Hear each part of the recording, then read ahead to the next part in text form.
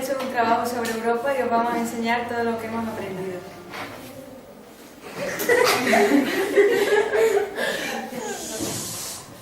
El Día de Europa, cada 9 de mayo, se celebra en toda la Unión Europea el Día de Europa, una fecha que conmemora la declaración que realizó el ministro francés de Asuntos Exteriores, Robert Schuman, en el año 1950. Expuso su idea de una nueva forma de cooperación política en Europa, quizá impensable una nueva guerra entre las naciones europeas, y sirvió para crear los cimientos de las principales ideas de Europa organizada y pacífica tras la Segunda Guerra Mundial.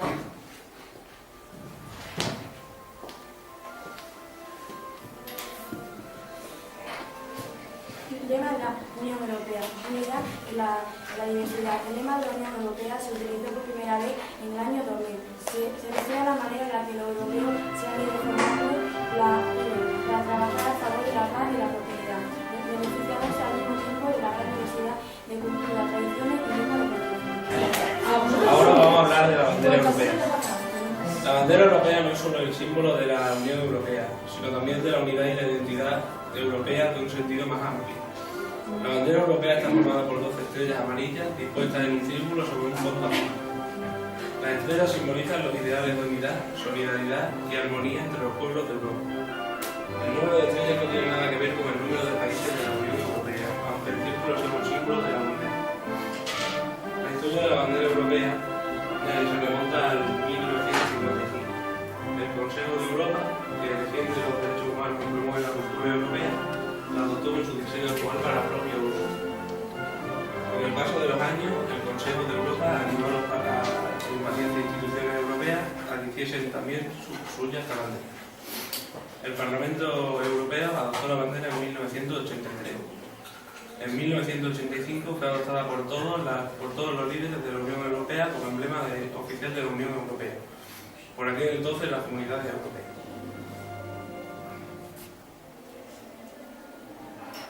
Ahora cada institución europea tiene su propio emblema.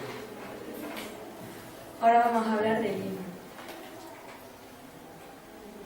La melodía que simboliza a la Unión Europea procede de la Novena Sinfonía y fue compuesta en 1823 por Beethoven, que decidió poner música al poema Oda a la Alegría, escrito por Schiller en 1785.